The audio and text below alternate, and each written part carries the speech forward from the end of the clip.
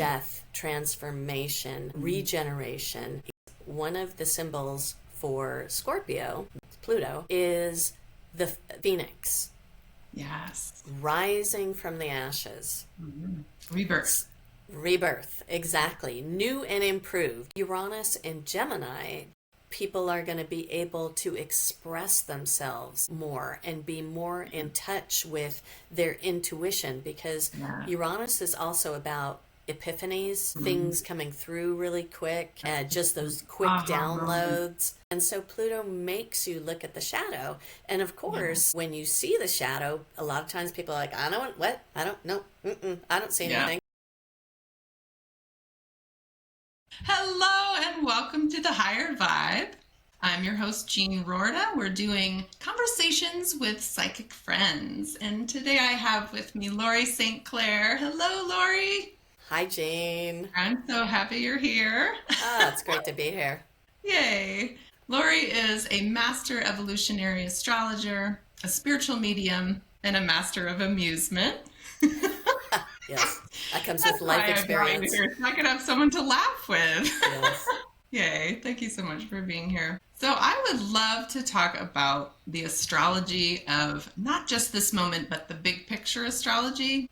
I think anyone who's watching that's familiar with astrology at all will have heard about the big changes we're going through on the planet. So looking at those outer planets that change and move slowly and give us that big picture of themes for the next few years. That's what I've been looking at. We're hearing a lot about Neptune moving into Aries, and we're hearing a lot about the change of all changes, right? The transition of all transitions. Absolutely. You know, and even if you don't know astrology, all you have to do is just be paying attention to see all of the changes going on. And as soon as you start talking about astrology, I feel like I need that shirt that says, help, I'm talking about astrology and I can't shut up.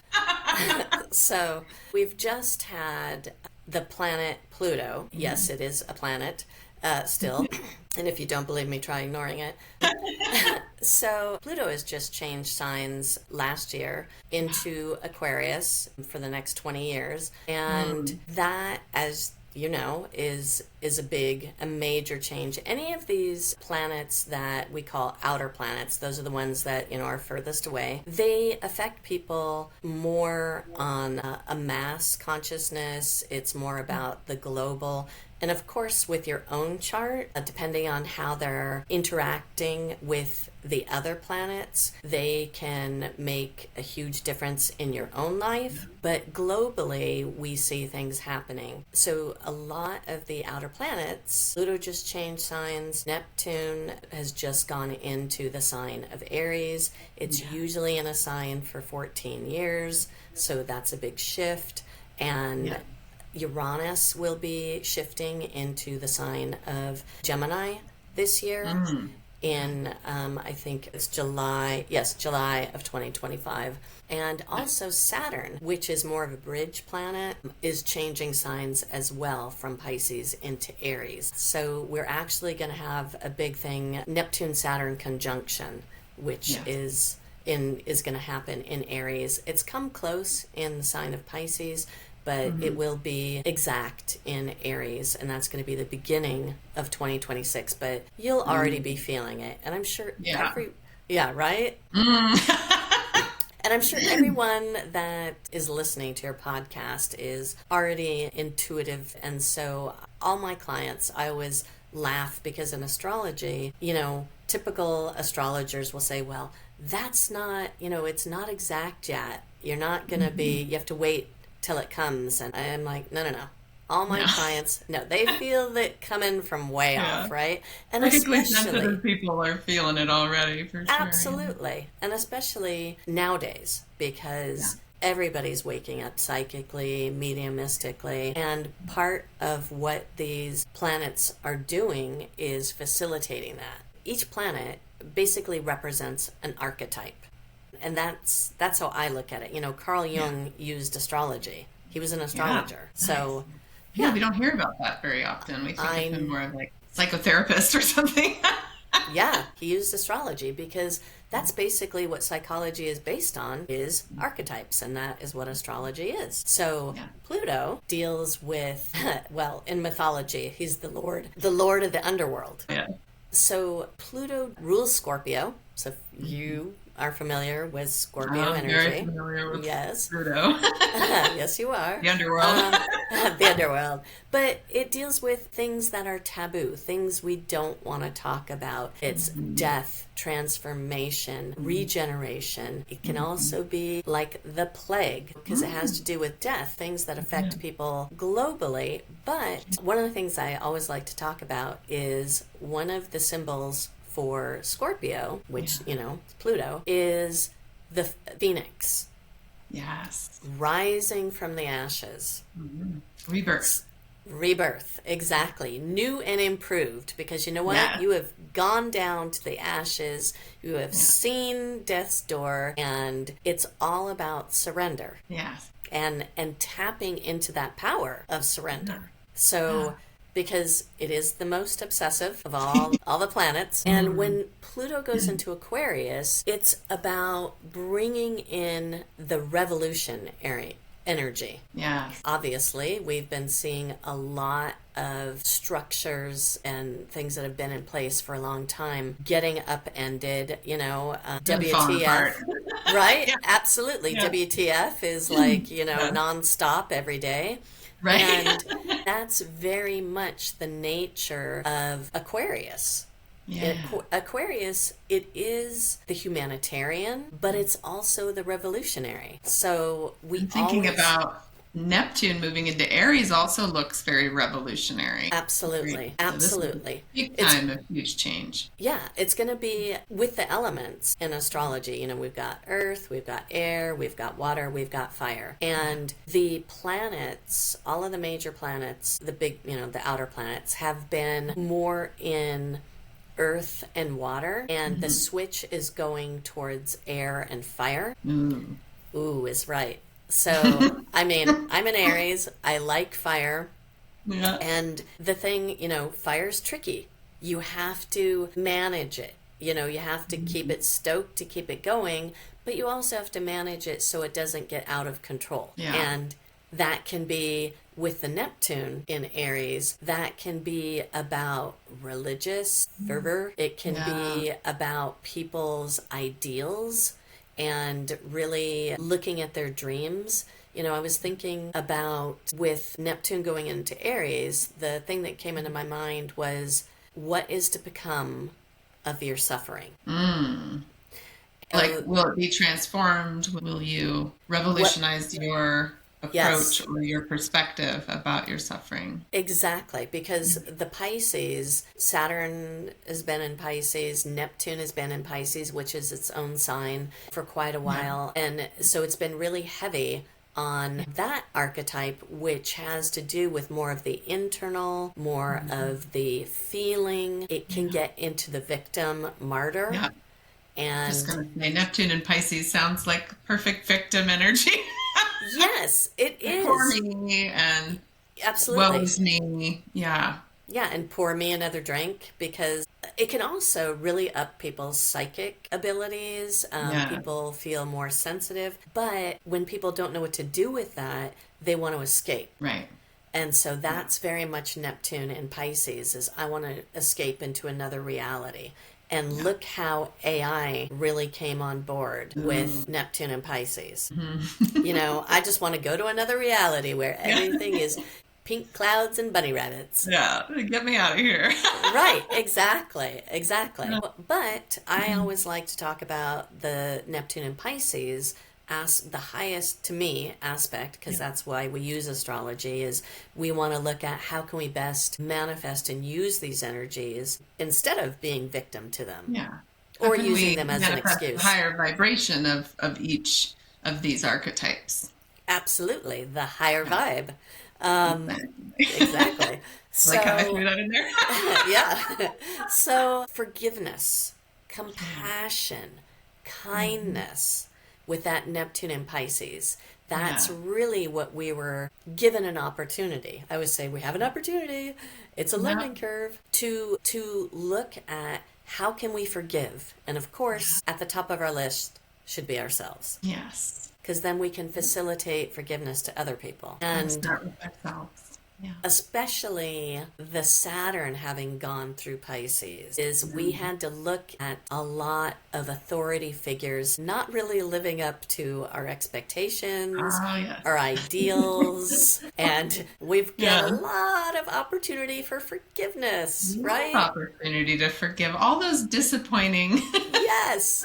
And also, we were just talking about blowing all of the perfect pictures. Mm-hmm. And really, what is forgiveness? It's giving up on expecting perfection. Right, letting go of things needing to be a certain way, right? Absolutely. So, Neptune moving into Aries, it's the archetype of the mystic. It's very much about the spiritual archetype and what can't be proven. And going into Aries, it brings in Aries is cardinal. It's about action. Very different from Pisces, which is like, I just want to watch movies and, Check out. exactly.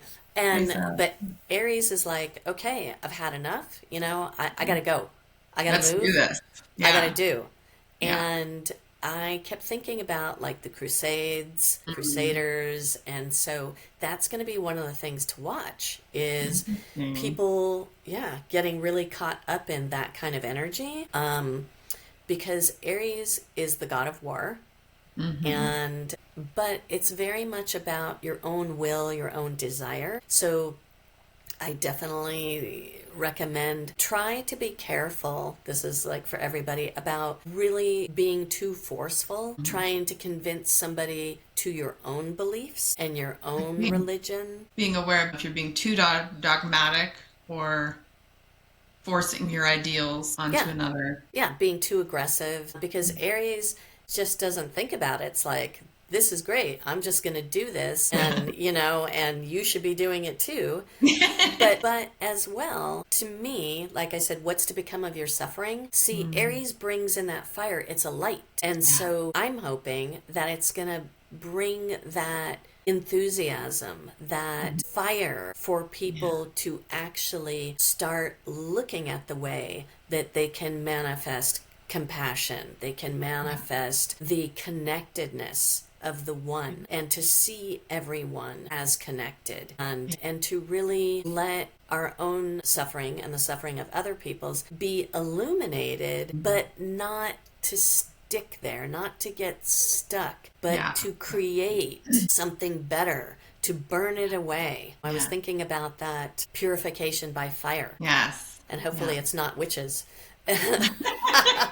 Terrible. There's my morbid. But really, everything comes around in astrology in cycles. Yeah. So we get another opportunity with the wisdom that we've gained to use these energies in different ways. So this going into Aries, I've talked about how this has happened last time was around the time of the Civil War. And of course, that's looking at human rights and fighting freedom. For ideals and and Aries is for ideals. Yes. And Aries is very much about freedom. Freedom to be. I am. It's saying, its logo is I am.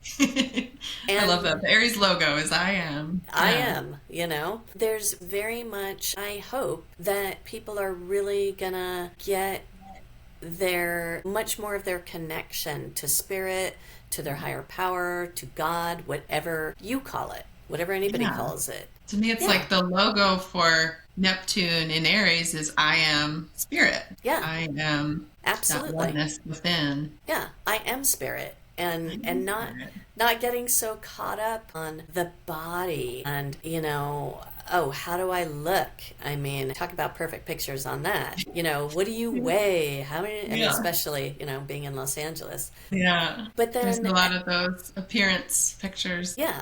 Absolutely. Superficial. So not getting caught up in the superficial, but really in the core of who we are and living from there, like taking action from there and Yeah, being in the moment. manifesting that inner awareness into how we live our lives. Absolutely. Aries is very much in the moment. It's very much about the present moment. And I really feel that this shift from all of these planets being in either earth or water signs, it's really going to be moving a lot of the emotion. It's going to be a time for people to let go of grief. Pisces deals with a lot about grief. And this is why so many people have been feeling so emotional, feeling like things are ending, because they are. It's a new beginning, and it's about letting it be new. Letting it, as, our mentor Michael Tomorrow would always say, drop it. And just drop it. Yeah. And for the advanced student, drop it, leave it. Yeah. Don't pick it up again. Yeah, don't pick it up again. And Pisces can kind of ruminate, and Aries is like, nope, right now. And then that Aries Pluto moves on. It's like, we're done. Yeah, exactly. I'm not even thinking about it. What about this? Yes, absolutely. And then the Pluto in Aquarius is also about, Aquarius energy is very much the ability to distance, the ability to be objective. Wow. So this is kind of great because now Neptune will be in Aries and Pluto will be in Aquarius, and that's air and fire. So we can feel like we're actually able to make more change. We're actually able to effect and affect things. I'm seeing it as you're describing it more in those pictures and energies and frequencies of the different planets and signs that they're moving into. I hadn't heard that before about Aquarius being more like observing and more objective. And it makes sense. If we were stuck in that watery, like feeling so much that we couldn't extract ourselves from that in order to take action, now we've had that opportunity to process and be with the emotions. Right. Now it's like, okay, now it's time to let it go and create. Let's get to it. Yes, exactly. And then the planet Uranus, I haven't talked about that yet. Uranus actually rules Aquarius. So it is the planet that deals with revolution, epiphany, genius, madness, technology, and so many things. Just like in life, everything has so many layers.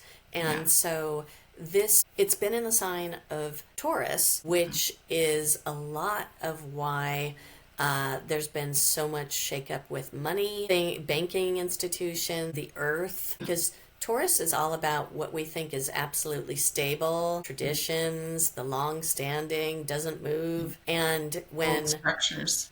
Yeah, so when Uranus goes into Taurus, it's like taking a snow globe and just and also about the value system. Taurus is also about looking at what we value personally, collectively, and so that has been one of the opportunities for learning for all of us is, of course, when you lose all your money, you go, oh, what's really valuable to me? Right. Yeah. And so it really brings us back to basics. But Uranus is going into Gemini, and that will go in July, but then it's going to retrograde. It's going to retrograde, and then it will go back into Taurus in December, but it will go back into Gemini the end of April 2026. So it's like we get a preview. Yeah. And Neptune also does that. Even though it's gone into the sign of Aries on March 30th, 2025, it will go back into Pisces towards the end of October, and it will go into Pisces for a little bit more. And then the end of January 2026, it will go into Aries for the next 14 years. Yeah. So one more opportunity for a nice little purge. Yes, exactly. So we're getting a little heads up about what Neptune in Aries is going to be about, and to just pay attention to what's going on, because we always get the themes of things, coming in. And then also, when Uranus goes into Gemini, it's going to be much happier in Gemini because it's naturally an air sign. So it's going to be in an air sign. You can expect technology advances like crazy. Yeah, I'm just thinking innovation is the word that came to mind. Yes. As soon as you said Uranus and Gemini, I Gemini. was like, oh, this is a lot of new, innovative technology and inventions. This is exciting. Absolutely, and it is exciting. It's funny because when I speak of Uranus transits to clients, I always say, "Okay, it's like the Wheel of Fortune. You could get anything, you know. Sometimes Oh, it's great. easy, sometimes, but it's the expect the unexpected." But being in Gemini, Gemini is a sign that deals with communication. It deals with networking, and so we can definitely expect changes in that. I really look at it as a lot more of people's psychic ability, people becoming more aware. You know, with the Pisces, I think people have been feeling much more about their psychic abilities. And I do want to say right now, I know people will say psychic, and, you know, that just means of the soul. Yes. If you look at psyche, psychology, you know, why is it psychic is a bad word? I know. Right? It just means of the soul. Means of the soul. Yeah. Yeah, thank you. I So, like to remind people of that often, so it doesn't have to yeah. be tainted with all those kind of old bad connotations. Yeah. Yeah, programming. So the Uranus in Gemini, just that hopefully people are going to be able to express themselves more and be more in touch with their intuition, because Uranus is also about epiphanies, things coming through really quick, just those quick downloads. Yeah. And we see a lot more people channeling is much more, you know, mediumship, things like that, that are different types of communication. Even, you know, just being able to translate from another language is so easy now, right? Totally. The technology for that is amazing now. You can wear a little earpiece that translates in real time any language. It's amazing. Yeah, it's amazing. So just that connectedness that is coming up. It looks like a lot of just people's telepathic awareness coming online. Yes, definitely. The communication that's just very simple and present without instant. Exactly, without the words. Yeah. And just that knowing, right? Yes, that knowingness. And education too, you know, which is great because we need a whole new education system. Absolutely, we sure do. That's for sure. Yeah, and then the Saturn going into Aries as well. I think we're going to see a lot more people standing up for, you know, a lot more people standing in their own authority and their own integrity, but just a lot more of, you know, fire's enthusiasm. It's about using the creative energy and really manifesting. Going for it. Absolutely. Courage. It's a lot more about people checking in with their heart and having the courage to follow it. Yes. So with Saturn going into Aries, does that look more like strengthening that fire? How does Saturn in Aries look? Yeah. Well, I do have to say Saturn is not the happiest in Aries. That's why I'm looking at that like, that's an odd mix. So that's... It is. But what it does is it tempers the Aries energy of just fully going for it. For the container. In NASCAR. Groundedness. Yeah, in NASCAR they have what's called restrictor plates, which means that they limit, you know, that your car can only go up to a certain speed. And to me, that's kind of what Saturn and Aries is like. You're going to be all gung-ho, but hey, you need to act practically. You need to get in line with... It is about the rules, which this is what's kind of in contention. Is Saturn is very much about tradition, following the rules, and Aries isn't so good with that. Aries just wants to do its own thing. So that's how I'm looking at it, is it's going to be, I think, many more people realizing that they need to stop giving away their own authority and looking for it within. Yes, inner authority. Yeah. Autonomy. And your integrity. Right, absolutely. I love looking at this in this relationship to all of the structures that have been crumbling, including governments and such. But if we're coming into a time where there's a lot more energetic support for inner authority and inner sovereignty, that gives me a lot of hope and enthusiasm for restructuring on a governmental level, so that perhaps we're entering a time where we can have governance without governments. Like maybe we can actually just self-govern. Am I hoping too much? Well, there's still some planets in Pisces, Yeah. but you know what? But that is important. It's important for us to absolutely look at that and to look at how much power we've given away, and how much we give away on a daily basis. When Pluto goes through signs, it uproots and makes you look at the underbelly of things. And so when it went through Scorpio, we had the AIDS crisis, and we had to look at sexuality, and we had to look at the way that we treat people when they're dying, and we had to just really look at humanity in a whole different way. And then when it went through Sagittarius, we had to look at religion, and all that came out about the sexual abuse with priests. And I'm just generalizing. Obviously, lots more things happen. Like looking at the dark just to side, give people, and it's about transforming those things. And so as it went through Capricorn, that's what was happening, is it was bringing up the dark side of corporation, of people that are in power, governments, and all the structures, all absolutely.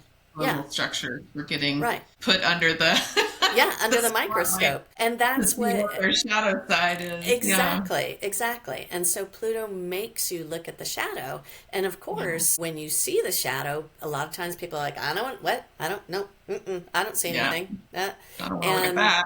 Right. I don't want to look at that. But this... What a denial.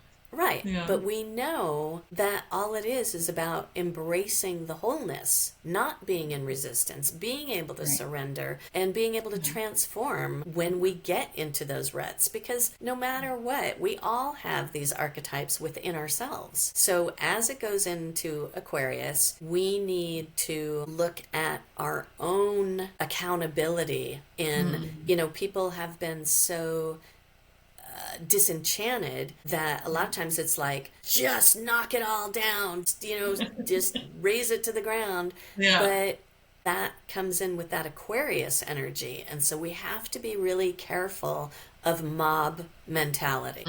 That is definitely one of the things that I would really give caution to people is, the lowest common denominator in a mob is pretty low.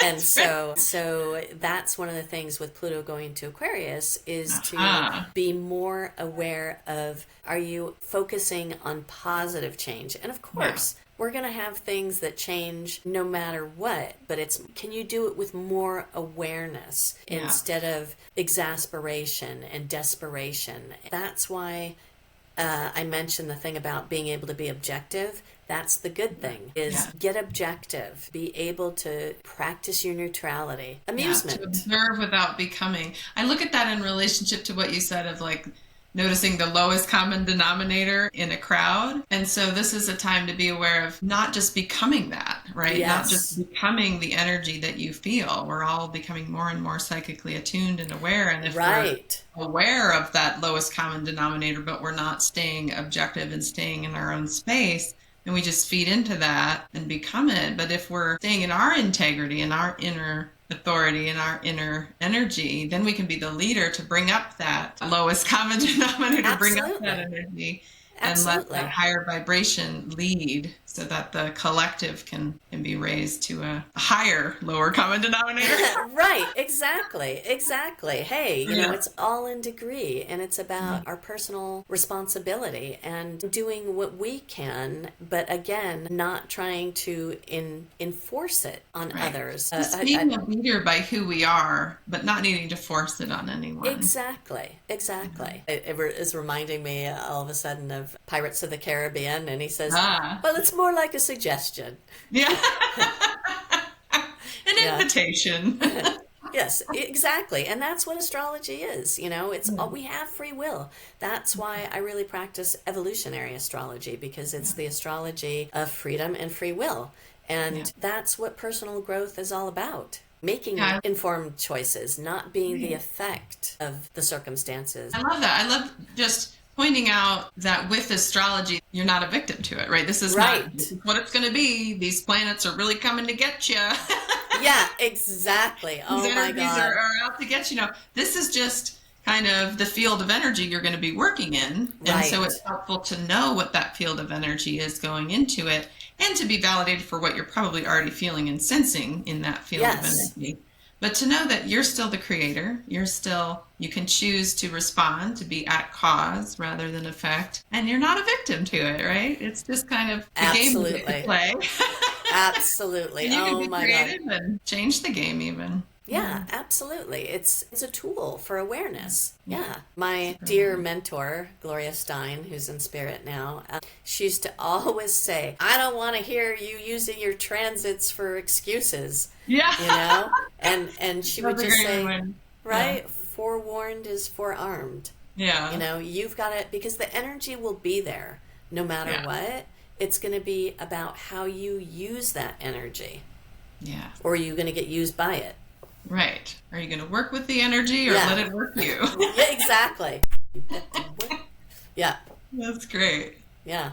I love that. Yeah, we all kind of fall into that habit sometime with, like, Mercury retrograde is probably the most common, like, excuse, you know, that we give for. Oh, yes. When things aren't going right, oh, it's Mercury retrograde. I know, and I love that. It's always a good time of review and reflection. And exactly, and that's what I say. You know, it's each thing has its purpose, and Mercury retrograde is about improving your communication skills, going over things that aren't finished. Yes, it can be a pain in the butt, but hey, welcome to Earth. Yeah, I know. There's always some fun energy to work with. Right, absolutely. Also, like, any time there's a planet we have an association with that might be more negative or more challenging, or we might have an expectation of difficulty. Sometimes people associate Saturn with that kind of difficulty or challenge as well. It's an opportunity to bring in more grounding, to be more present. Yes. It's really an opportunity for growth whenever those challenging aspects come in. For sure. Absolutely. Absolutely. Especially if we embrace it as that, then they're really opportunities to really boost and support our evolution. Absolutely. Absolutely. I love that you're an evolutionary astrologer. That's a very important distinction. It brings things to that higher vibration of, like, what is the potential here, the higher potential. Absolutely. And, you know, when I do personal consults, I look at people's north and south node of the moon. Yes. And that has to do with past life and what we might be getting into a rut with, you know, what we've done before, and then what we're moving towards integrating in our own life. So that's also something. We have it happening in the sky collectively, but then everybody has their own unique evolutionary lesson, their North Star of what they're doing, where they've come from. And I do say, you know, if people don't believe in past life, I always say, well, you know what? They've already proven scientifically that things are passed down genetically. Trauma is passed down genetically. Yeah. And so I don't ever have people come to me that don't believe in past life, but you never know. Yeah.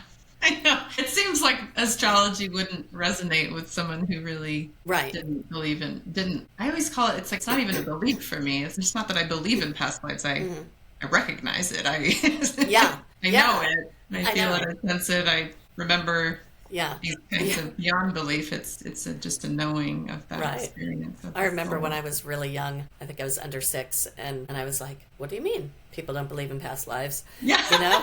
And it wasn't like my parents were espousing it or anything. It was very funny. Yeah. I've run into that a lot with just people in different religious circles, that it's not part of the paradigm of that religion. Right. And in fact, it might even be something that's considered bad or evil or wrong to talk about. And so I just don't bring up that topic. Oh yeah.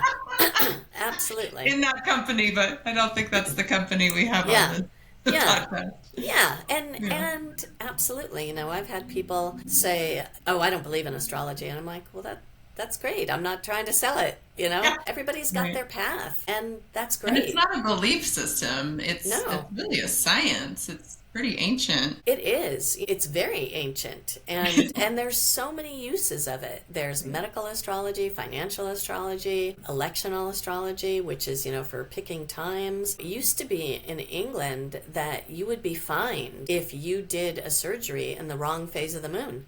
Wow. Yeah. Yeah. And it's And true. we're not even remotely looking at that now in terms of our medical. Which is great because Yeah. when you have a surgery, you really don't want to have a surgery near a full moon because you bleed more. Oh, yeah. And whatever, you don't have to call that astrology. You can just look at the Farmer's Almanac. So, anyways. Yeah. Yeah. I love it. Me It's good too. to have these little caveats for the disbelievers, but I feel like everyone here is pretty on board with recognizing the energies. Yeah. Yeah, absolutely. And whatever. I always say all roads lead to home. Yeah. Some of them might be a little more circuitous. Oh, right? absolutely. I'm on that one. And some of them are very direct and still the scenic route, Yes, absolutely. Absolutely. It's good to have that map, though. Astrology it provides kind of a map of okay, here's the road you're going down. It might be winding over here. It might be going through this forest. Might be some hills and bridges over here. Absolutely. Watch out for this giving troll. you that. Right? Yeah. It's giving you. There's going to be a troll under the bridge. Absolutely. Have your club out. No. A couple of fairies are going to jump out over here. No, it's a really great tool for having that map so things don't have to surprise you so much, Absolutely. Absolutely. Except if you're having a Uranus transit, then you just know, expect that's on the map. Surprises. Exactly. Surprises. Expect the unexpected. Expect the unexpected. Yeah. So we'll be getting a little bit more of that, getting back to the transit of Uranus going into Gemini. That sounds like a lot of surprises. That sounds like extra. Yes. A little bit extra. A little extra. A little extra. Yeah, absolutely. So we'll definitely see what's going on in July.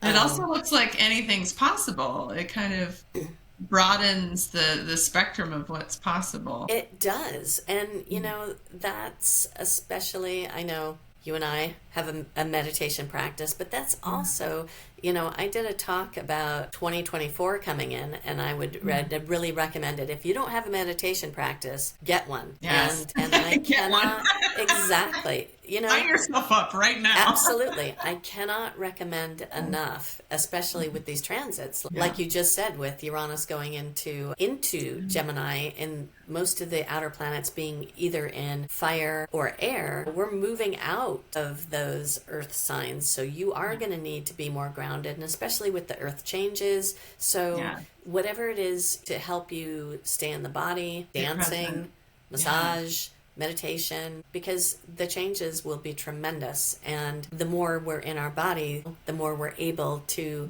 be present with them. Yeah.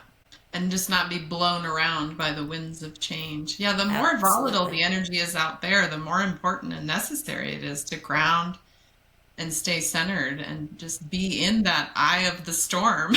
Absolutely. Be in the eye, not out going around with the cows. Yeah. Absolutely. Yeah, you don't need to be thrown around with all of the busy, chaotic winds of change. Yeah, it's so important. Yeah, I was thinking of asking you about how you approach life differently as a medium, and I would imagine that has a lot to do with spiritual tools and grounding and having a meditation practice. But yeah, what else would you like to share about just how you approach life differently as someone who's a medium and knows that they're a medium?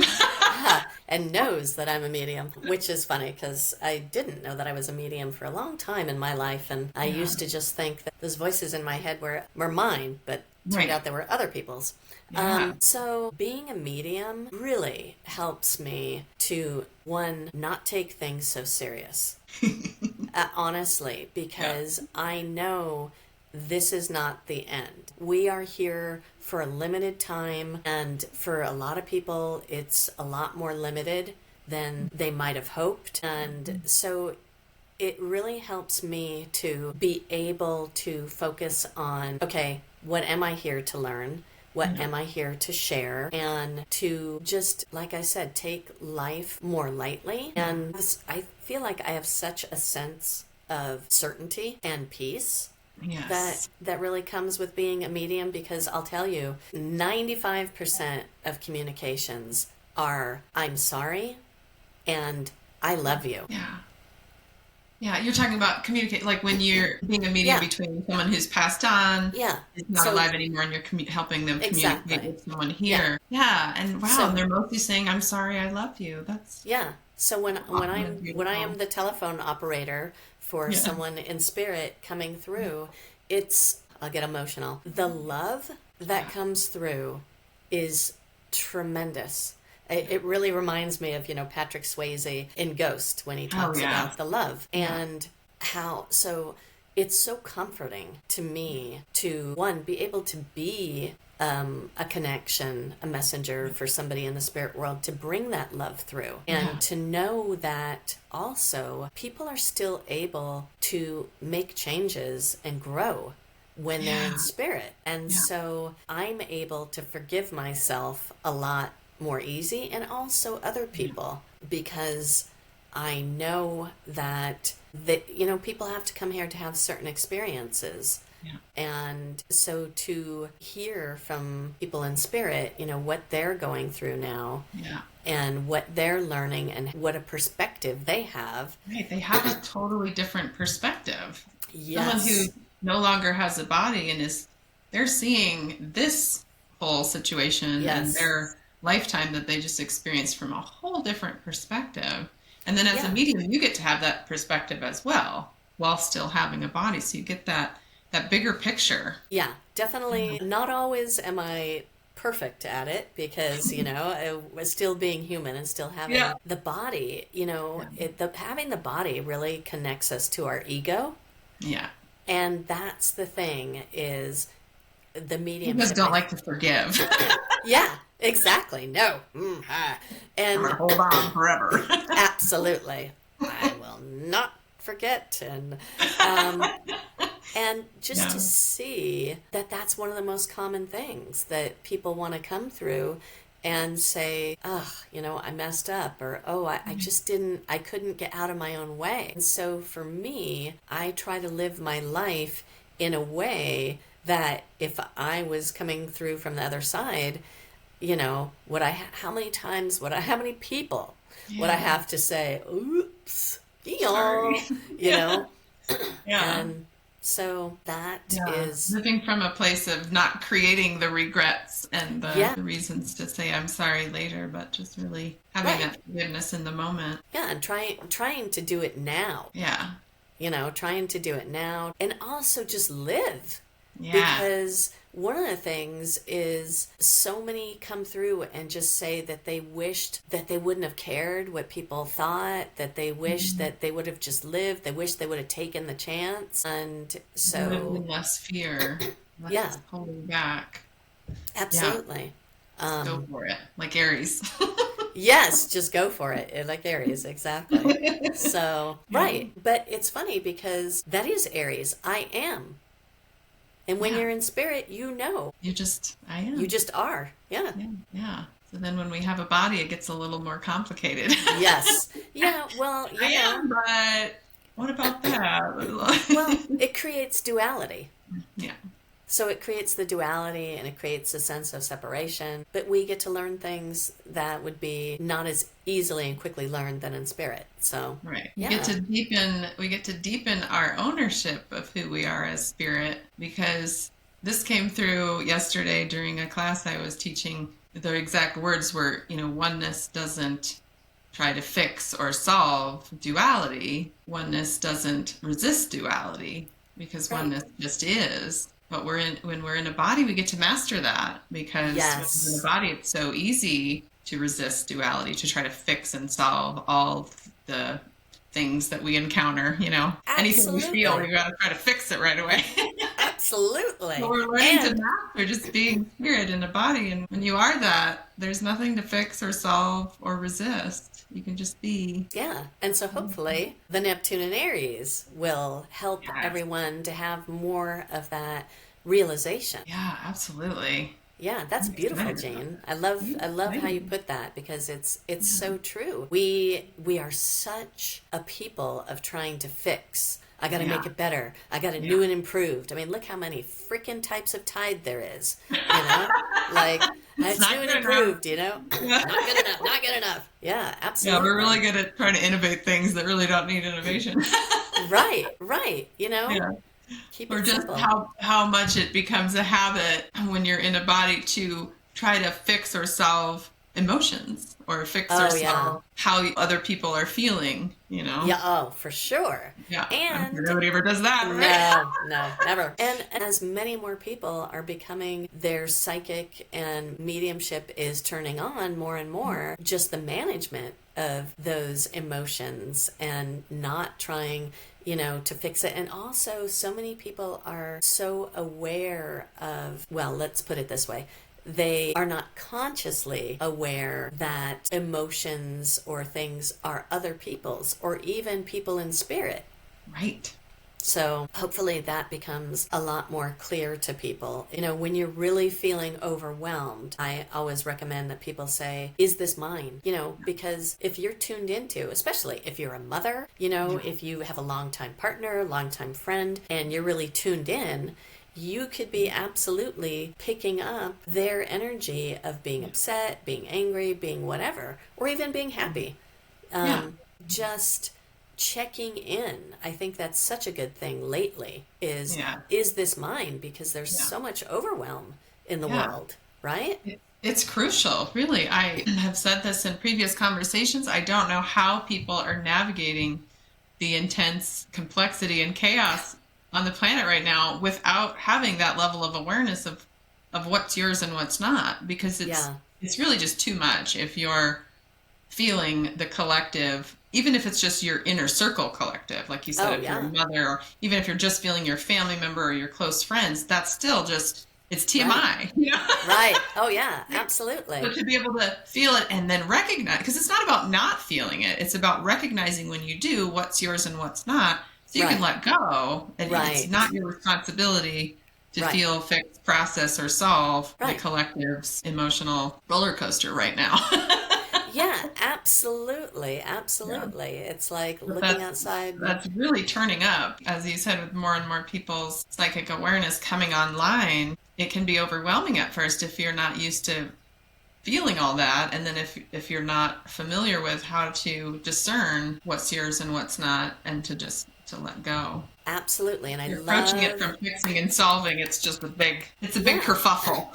Yeah, and I love that you're talking about, the letting go, like we talked about, drop it, letting it go, Yeah. because that is a way to use that Pluto and Aquarius Hmm. again of being able to drop it, being able to be like, oh, that's not mine, and dropping it Yeah. and being able to be neutral instead of resisting, instead of Right. like, I have to protect myself, I have to Yeah. defend myself, and Or this then doesn't feel good, so I have to make it better. I have to change it. I have to yeah, fix it. I have to solve it. yeah, But if and you're feeling the collective grief, you're not going to fix or solve that, you know?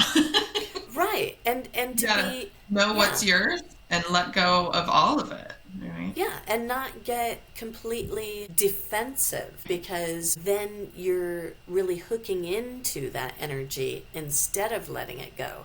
So many people are like, oh, I have to protect myself. I can't go out to the grocery store, and I get it because it's pretty crazy out there. Yeah, But but it's that defensive position is right. problematic. Yeah. Exactly. It's problematic because you're becoming it instead of letting it go and letting it be and letting you be and being more aware of your own inner authority, your own Yeah. integrity.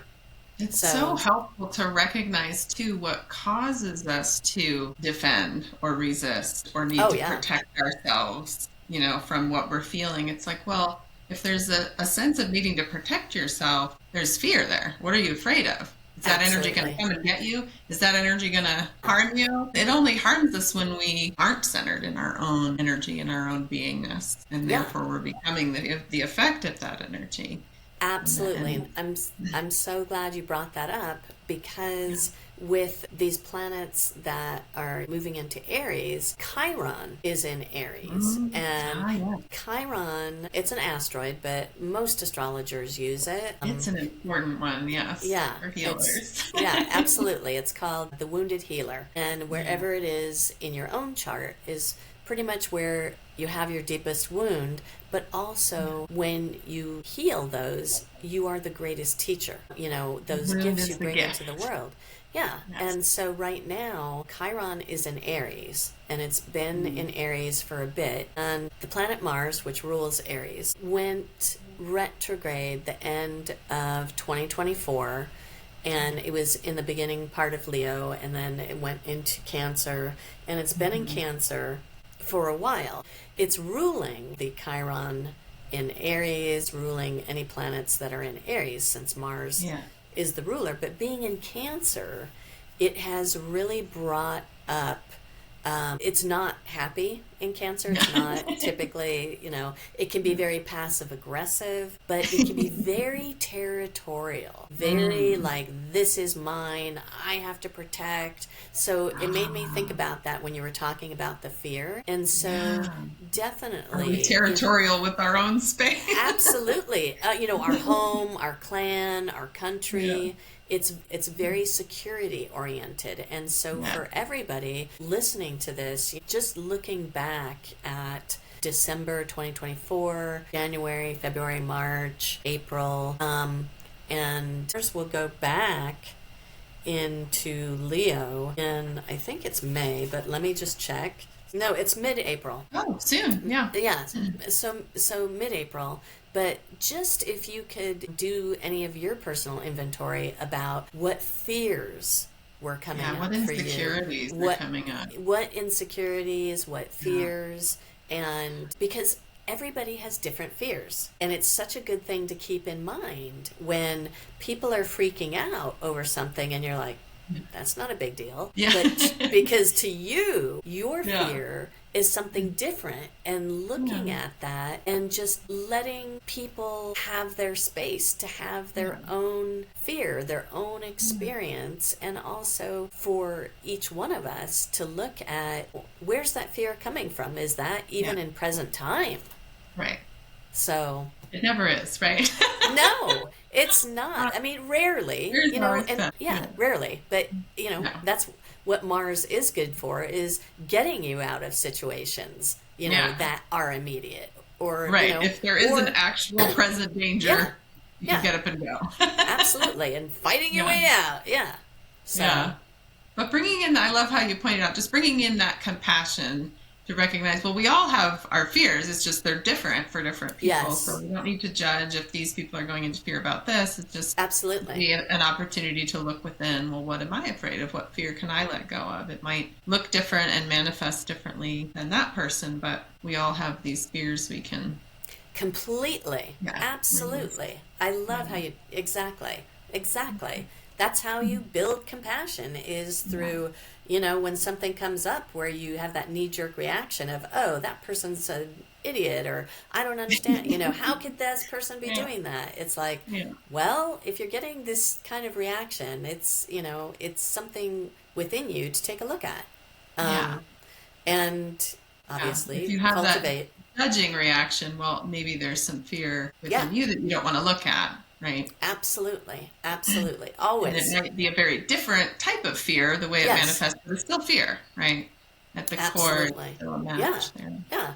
And usually, ultimately, fear of death, you know, because it's like, you know, the death of the way I live my life, the death of the way life has been, you know, just fear dealing with it. You know, change is like a little death. And it's a little death. Little one. We wish it was so pleasurable. And so I know. Isn't that what an orgasm means in French? Yes, it does. Yes, it does. Yes. So we can think of it like that. It can be pleasurable. Yes, exactly.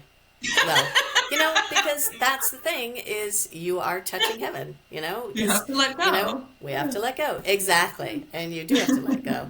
Absolutely. Yeah. And letting go could be a great feeling. Absolutely. The freedom to let go. I'm sure the beings that you talk with on the other side, so to speak, in your mediumship could tell you that, yeah, death was nothing to be afraid of. Oh, it was, it was Oh, great. Wouldn't anyone on the other side say that it was not a scary experience once they got to the other side? yeah, Yeah. absolutely. And I'm not encouraging anybody because we're here To for a try it reason. out. We're here, yeah, is, I'll try but this out. yeah, no, seriously, it is, but, you still have to do things. It's Yeah, not like you just, it's not the it, end. yes, absolutely. One of the very first mediumship readings I got, oh my God, I think 2004. At that time, one of my brothers was in spirit. I now have two, but and he passed very young. He was 19, and Wow. this was many years later when I had my very first mediumship reading, and he came through, and the medium says, and I've never met this guy before in my life, says, Yeah. "Oh, he didn't finish high school, did he?" And I Wow. laughed, and he said, "Well, he said he didn't get out of it." And I thought, what a hilarious thing, Yeah. And that's certainly not him reading my mind because I would have never thought anything like that. Right. But yeah, he was like, he didn't get out of it. He had to, That's so funny. On the other yeah, side, you had to complete some yeah, things yeah. related to that. That's amazing. Absolutely, That's absolutely. amazing. Yeah. But everyone just comes in with so much joy. It's Yeah. really quite amazing. And of course, they're usually joyful because they want to be able to connect to their loved ones. Yeah. Yeah. Yeah. It's a joy to be able to communicate and to find that medium. You probably have a lot of beings knocking at the door. Huh. Yes, absolutely. Absolutely. Well, When you're a medium and you know it, you get the little cue of beings that are like, hey, hey, hey, hey, go over there. hey. Talk to that person. Say this. Yeah, Oh, absolutely. Yeah. And that's then so often busy. Yeah. someone's saying to me, my grandfather used to always say that. Yeah. Oh, Yeah. Mike, I did he love it. now? Yeah. It's so fun. Yeah. Oh, it's so fun Absolutely. to be a medium. That's so great. What a Yeah. wonderful service, too, to support the It communication between the world. absolutely. It really is. It's an honor. It's very much an honor. Yeah. Yeah. Oh, well, it is a joy and an honor to have you with me here today. So much fun. Thank you for having this Ah, conversation. Yeah. absolutely. It's always so great to connect with you, Jean. You just Yay. always infuse the room with light. So, Aw, thank you. yeah, absolutely. Any place you Yay. go. Aw. Seriously. I've always Thank you. experienced you like that. We all can do that. Yeah, bringing our light in, being present here with our light. Yeah, definitely. Thank you so much. Yeah, and I hope that this discussion of astrology helps support people in just feeling more enthusiasm for what's to come and more ownership of their power and their creative power for like, let's do this, right? This is like we Yeah, get to just create our next step, both for sure. individually and collectively. And it's really a time of exciting change. And I see it as like a clean slate too. We don't have to worry Yes, about what's falling away. We don't have absolutely. it's not really Yes. our responsibility to try to fix or Yep. solve anything that's falling apart right now. Just like, let's Right. do this. Let's create something new. Absolutely. New, Yeah. new, untarnished. Yeah. Everybody gets a new beginning. And anything is Absolutely. possible. And anything is possible. I love Yeah. that. It's a Thich Nhat Hanh quote. Because you are alive, anything is possible. Absolutely. Oh, Yeah. that's a perfect ending. Because you are alive, anything is possible. Yep. What a great way to close. I love Well, that. thank you. Thank you so much. Thank you. Yeah. Appreciate you. And thanks everyone for being here. We'll see you next time. Bye. Bye. Hello. Thank you so much for being here. We appreciate you watching. I hope you enjoyed what you saw. If you did, go ahead and hit like and subscribe. Share this with friends. Really helps us out and we really appreciate it. And we look forward to seeing you next time.